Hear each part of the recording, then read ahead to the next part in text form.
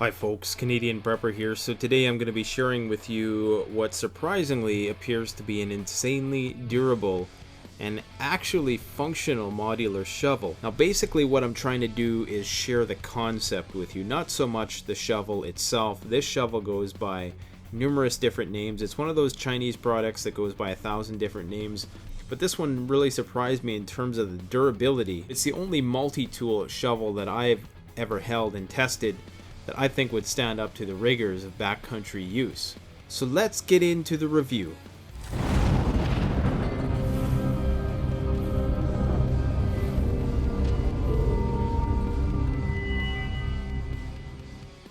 So how I got this shovel was that I periodically will do reviews for companies on Amazon, totally different from what I do on this channel. And I occasionally get stuff sent to me for testing. Now sometimes the gear is good, sometimes it's bad. In this case, I was very surprised that this product totally exceeded my expectations. I thought it was going to be total crap, I'm going to be honest. When I seen a picture of it, and I seen the typos, and I seen that the name of it was called the shovel, like there was no other name to it at all. And of course there were 3 or 4 brands which were selling the exact same item under a different name. So I figured, well, this is going to be a joke. And I was surprised by the $100 price tag on this thing, because usually cheap Chinese crap is cheap. But this was very expensive, so it piqued my interest a bit. I just wanted to see, well, what's this about? Maybe they finally got something right. And when I got it in the mail, it had the usual typos in the instructions and the cheap decals on the shovel head itself and on the sheath. But I was very astonished when I actually put this thing into the ground and I started reefing on it. Generally speaking, I think the shovel is one of the most underrated tools that you could use for survival or backcountry camping purposes. I mean, you can use it to trench around a tent, you could do small scale terraforming. Of course, you can dig a shelter if you had to. In winter, there's going to be a lot of applications for a shovel. You could use it to make traps. You could bury caches. Say you're on the run and you want to ditch some of your gear, but you don't just want to ditch it, so you can bury it potentially. You could store food underground to keep it cooler. You could dig yourself a crapper if you had to. You could dig for roots if you wanted to make some cordage. You could dig for wild edibles. You could dig yourself a Dakota foxhole to have a concealed fire at night and keep yourself warm or cook. You could use it as a climbing tool, and I've climbed many mountains, and I can tell you that this thing in the configuration of pickaxe or hoe would certainly work well if you were trying to scale a mountain or something like that. Scramble, not scale, not like on a 90-degree incline or anything like that, but on a very steep incline, this could be very useful, and it may serve some function as a grappling hook, not in the sense of pulling you up, but retrieving something from a low place or something like that. And of course there is the numerous chopping applications, and of course all the potential survival gear that you could put inside it, and I think you could probably fit a lot in there. And actually I think that's going to be a project that I put on my to-do list, is to actually stuff this stuff full of survival gear. It's going to be my version of the Altoids tin, and we'll see what I can fit in there. And we'll come back with a video probably entitled something like Survival Shovel Kit 2.0 or something like that. I'll quickly go over the specs here, and I can only go on the specs that they tell me. So bear in mind, this is a product that's being mass produced under a bunch of different names, so the specs that they give may not be the actual specs. But as far as I can tell from my testing, very durable, far more durable than a wooden handle shovel anyways. So they claim that it's built of heat-treated high-carbon steel. That would be the shovel head itself, and the shaft of the shovel is made of aerospace-grade aluminum, whatever that means. So they claim that this is going to offer lifetime durability, and theoretically it should, just the shovel, right? It's about 0.64 kilograms, which works itself out to maybe close to 1.5 pounds. That's with some of the implements in it which you can take out. Now, so basically it consists of about 9 or 10 sections. So there's the shovel head, of course, which is the main part of it. Then there's a big threaded chunk of metal which attaches to the shovel head on a bolt, and it swivels.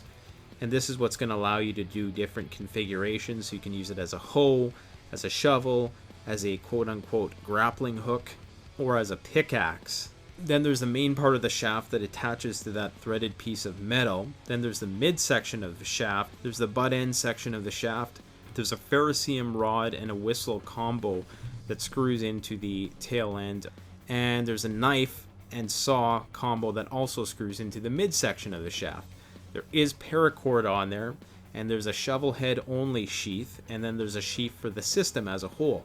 So lots of different uses here. I've used the ferrocerium rod, works excellent. I've started a lot of fires with it. The whistle is loud enough.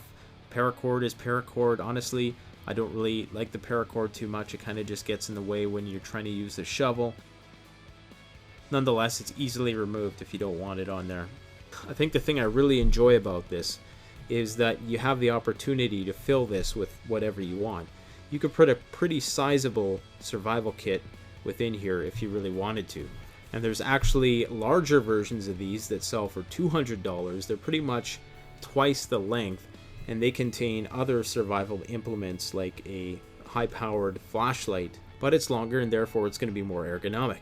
But personally, I would probably opt for the short one, especially if I was throwing this in a bug-out bag or even a vehicle. If I was going to take a vehicle like my truck, I probably would just throw a shovel in there, like a full-size shovel. Now, what makes this shovel so special is the durability of the hinge section on all of the quote-unquote survival shovels that I've used, or camp shovels that I've used. Those hinges, the hinge section where the shaft meets the shovel, because they're always folding shovels, and whenever you get these folding shovels, that's the weakest part of the shovel, and usually that's where it bends or strips or breaks. This shovel, I put so much tension on it, it's pretty much unbreakable due to the very unique design. And this is the most important junction of a folding shovel like this. If you are going to pick one up, you're going to want to make sure that that part of it is built rock solid. Now, like I said, on the shovel head, there's this solid chunk of aluminum. It's not hollow, and it's threaded. And that is what is received by the shaft, the main part of the shaft of the shovel. Now, there's also a 4-stage locking system between that, which allows for those 3 configurations. The secret to the durability of this design is that there's these metal stumps, I don't know what you call them, protrusions, and they come out of the shovel head. And basically those are received by a metal washer that goes in between the shaft and the shovel head. And there's also another rubber washer slash O-ring thing which goes between the metal washer and the shaft. And all of this locks into place nice and snug, so you have a locked hinge that's waterproof and pretty much indestructible. Like, there is no way that you can bend this. Basically, the aluminum is probably going to bend before that locking system bends. And I've put incredible amounts of tension on it. I'm still impressed by that simple fact alone, which is why this is probably going to be a part of my inch bag. Now, there's O-rings on all of the pieces to this, so theoretically it's waterproof. I didn't actually test that out just yet. The reason why I didn't test that out is because I'm just presenting this as a concept to you. If you wanted to explore it further, you're going to see a lot more of this. Really, I'm guessing that these things come out of the same places that pump out those cheap flashlights that are so abundant nowadays. So you're probably going to be seeing a lot more of this design, and it's going to be more and more refined as time goes on. Hopefully one of the major flashlight companies picks it up and actually takes the idea further and gives it a bit more integrity. So a quick recap before I get into the criticisms I have of this design and how it can be improved is that it's incredibly durable, it's lightweight, it's compact, it's versatile. The shovel itself holds a fairly decent edge. I had to grind it. It's pretty hard steel, so it was hard to sharpen.